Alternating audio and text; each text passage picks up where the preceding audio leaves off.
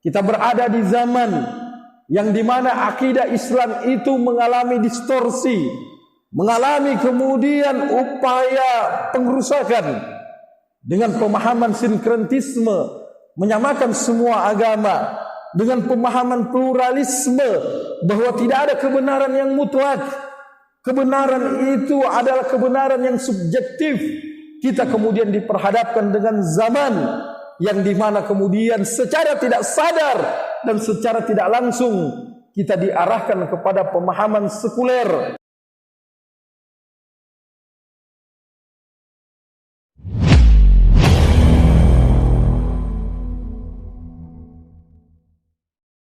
Ayuhal ikhwatul kiram, ma'asyiral muslimin, sidang jamaah Jumat rahimakumullah. Tema khutbah Jumat di siang yang berbahagia ini adalah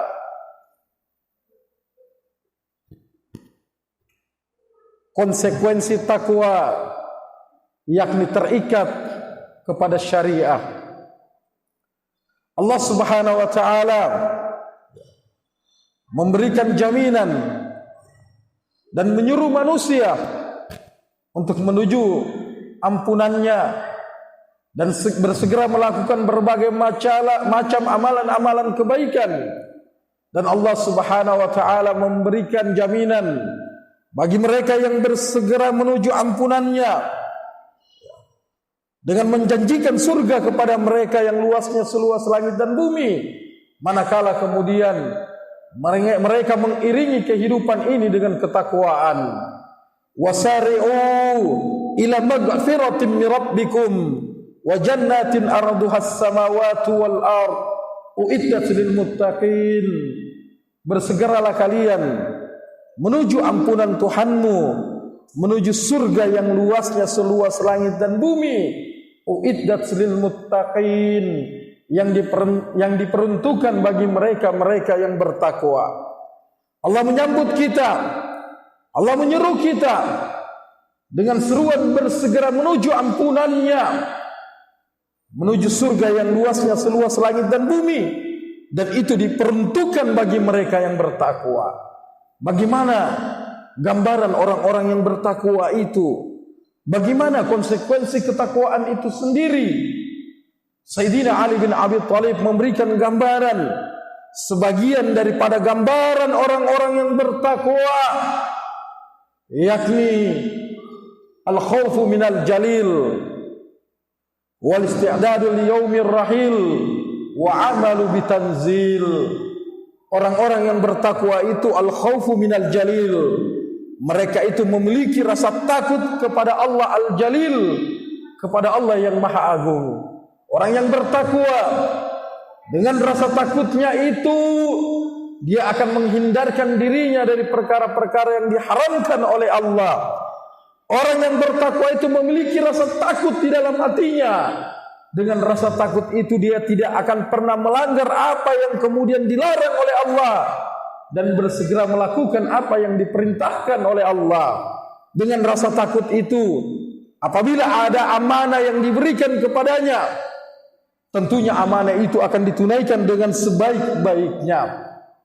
Orang yang bertakwa, gambarannya adalah mereka yang memiliki rasa takut kepada Allah yang maha agung. Kemudian orang yang bertakwa itu wal isti'dadu li yaumir rahil, mereka itu mempersiapkan diri menghadapi ar-rahil. Mereka itu mempersiapkan diri menghadapi kematian dan menghadapi hari kebangkitan. Orang yang bertakwa dia akan menyadari bahwa kehidupan yang dia jalani ini adalah kehidupan yang semu, kehidupan yang sementara. Dia akan menjadikan ketakwaan itu sebagai bekal terbaik, sebagaimana apa yang difirmankan oleh Allah, wa tazawwadu fa inna khairaz zadi taqwa wattaquni ya ulil albab. Berbekallah kalian, dan sebaik-baik bekal itu adalah takwa. Bertakwalah kepadaku wahai orang-orang yang berakal. Mereka juga yang bertakwa akan menyadari bahwa setelah kehidupan dunia ini, setelah mereka menghadapi yang namanya alam barzakh, kematian, maka mereka kelak akan dibangkitkan dan dikumpulkan di padang mahsyar, dan dia menyadari bahwa setiap apapun yang dia lakukan dalam kehidupan dunia ini kelak akan dimintai pertanggungjawaban di hadapan Allah Subhanahu wa taala. Kullu nafsin bima kasabat rahin. Setiap yang bernyawa, setiap jiwa akan dimintai pertanggungjawaban atas apa yang dia lakukan. Oleh karena itu orang yang bertakwa wal isti'dadu li yaumir rahil, dan dia akan mempersiapkan diri menghadapi kematian dan menghadapi hari kebangkitan. Kemudian gambaran orang yang bertakwa yakni wa amalu bitanzil, dia beramal dengan petunjuk yang diturunkan oleh Allah.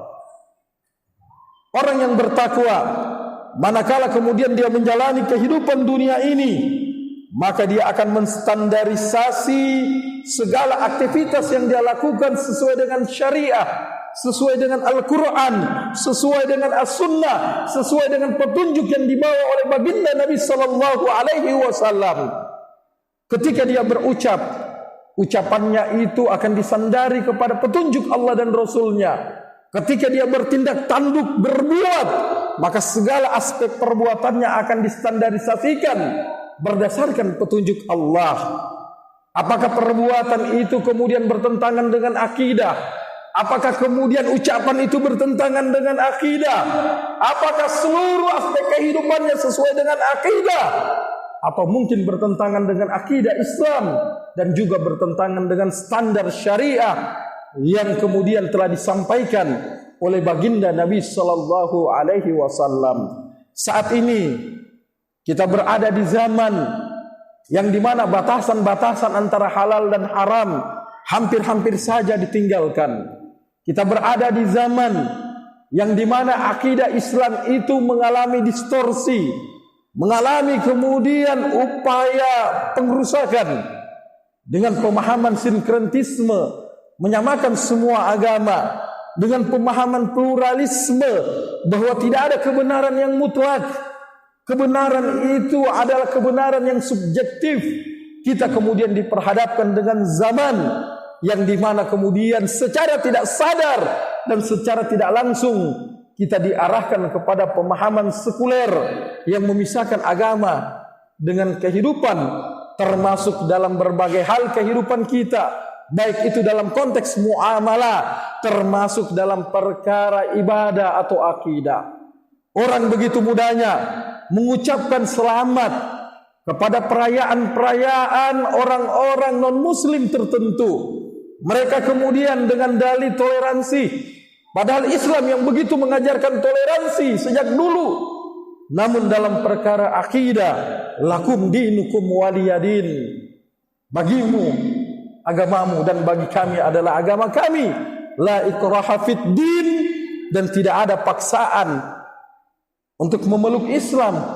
Dan ini kemudian menggambarkan begitu toleransinya Islam dalam perkara akidah, begitu toleransinya Islam dalam perkara muamalah, di mana Rasulullah memberikan gambaran untuk tidak mengganggu orang-orang non-muslim dalam hal peribadatan dan keyakinan mereka. Namun toleransi itu juga mengajarkan untuk kita tidak ikut-ikutan terlibat dalam perayaan-perayaan mereka, termasuk mengucapkan perkara-perkara yang berkaitan dengan perayaan mereka. Allah Subhanahu wa taala berfirman, laqad ji'tum syai'an iddan. Mereka berkata, Tuhan yang Maha Pemurah mempunyai anak. Sungguh kalian telah mendatangkan suatu perkara yang sangat mungkar. Laqad kafara alladzina qalu innallaha huwal Maryam. Sungguh telah kafirlah orang-orang yang berkata sungguh Allah itu adalah Al-Masih putra Maryam. Laqad kafara alladzina qalu innallaha thalathun wa ma min ilahin illa ilahu wahid. Wa illam yantahu amma yaquluna la yamassanna alladhina kafaru minhum adzabun alim. Sungguh telah kafirlah orang-orang yang mengatakan bahwa Allah adalah salah seorang dari yang ketiga, padahal sekali-sekali tidak ada Tuhan selain Tuhan yang esa. Jika mereka tidak berhenti dari apa yang mereka katakan itu, pasti orang-orang kafir di antara mereka akan ditimpa siksaan yang pedih.